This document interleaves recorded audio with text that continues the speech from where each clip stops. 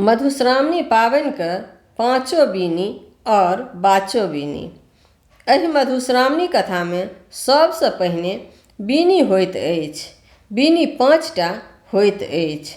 पबनैतिनी बीनी के मोटरी के खोइछा में राखि 5टा बीनी 3 बेर सुनैत छथि। 3 बेर बीनी सुनला के बाद कथा सुनैत छथिन। पबनैतिनी अंत में 1 बेर बाचो बीनी होइत अछि, तखन कथा के अंत होइत अछि। एहि बीनी में हम पहिल बीनी सुनबैत छी, सुनू।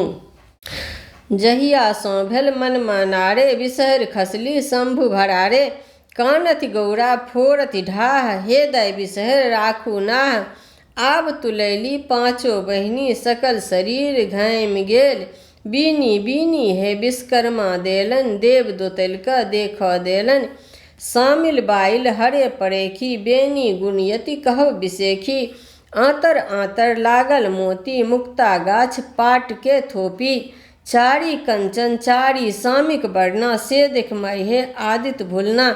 से देख माहे मालिन भुलना। ना डांटी लागी गरुड़ के बाला, सोने बाहु बाह करोड़ा। रूपे बाहु गजमोती माला, जे ई बीनै 3 बीनै सारी। गहा गुही लपटा दे नारी, अन्हरा पावे नयन संयुक्ता। कोढ़िया पावे निर्मल काया, बाँझी नारी पावे पुत्ता। जे ई बीनी सुनै चित्ता, अंधन लक्ष्मी बाढ़ै वित्त। जे ई बीनी सुनै मन चित्त, तकरा वंश नहीं हो विष दोष। तकर पुरुष चले लक्षकोष, जो एहि बीनीक लागे बसात। विष दोष नहीं आवे पास। दोसर बीनी सुनू।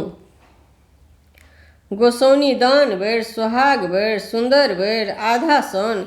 जगत गोसौन मध्यस्थ राजा के बेटी, युगे कुमरक बहिन। मधु मधु महानाग श्री नाग, नाग श्री दाइ के 5 पुत्र कोख धरी। नाहर परतर बरसी बियाह, मद्र मनिका धरहर ढाहि। गोसौनी सन भाग, लिली सन सोहाग, सुन्नहर के होइन। तेसर बीनी सुनू। गोसौनी दाइ के 1 ढोक छियनि, पूर्वा पछवा बसात छियनि। कोखला के 7 छियनि, भमरा के लात छियनि। मेघडम्बर सन छाती छियनि, मुक्तावली सन पाँति छियनि। चारिम बीनी सुनू। बीनी फूल झाड़ी कोन, बीनी उठल पहिल कोन। बीनी फूल झाड़ी कोन, बीनी उठल दोसर कोन। बीनी फूल झाड़ी कोन, बीनी उठल तेसर कोन। बीनी फूल झाड़ी कोन, बीनी उठल चारिम कोन। बीनी फूल झाड़ी कोन, बीनी उठल पाँचम कोन।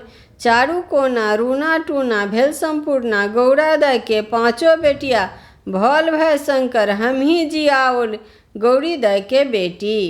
पाँचम बीनी सुनू। दीप दीपहारा जाथू धारा, मोती मानिक भरत घारा। नाग बढ़त नागिन बढ़त, 5 बहिन बिसहारा बढ़त। बाल बसंत भैया बढ़त, डाही खोखी मौसी बढ़त। असावरी पीसी बढ़त, बासुकी राजा नाग बढ़त। बासुकिनी माय बढ़त, खोना मोना मामा बढ़त। राही शब्द लय सूती, कासा शब्द लय उठी। होइत प्रात सोना कटोरा में दूध भात खाए। साँझ सूती प्रात उठी, पटोर पहिरी कचोर ओढ़ी। ब्रह्मा देल कोदारि, विष्णुक चाँछल बाट। भाग भाग रे कीड़ा मकोड़ा, ताहि बाट अवताह ईश्वर महादेव। परल गरुड़ के ढाठ, आस्तिक आस्तिक गरुड़ गरुड़। कनिया के कथा सुनै के नियम। कनिया ई 5 बीनी 3 बेर सुनला के बाद कथा सुनैत छथिन, जे 13 दिन अलग अलग होइत अछि। पहिल दिन मौना पंचमी के कथा होइत अछि। कथा सुनला के बाद अंत में 1 बेर बाचो बीनी सुनैत। बाचो बीनी सुनू। पुरैनी के पत्ता झिलमिल लत्ता, तहिचर बैसली बिसहरि माता। हाथ सुपारी खोइछा पान, बिसहरि करती शुभ कल्याण।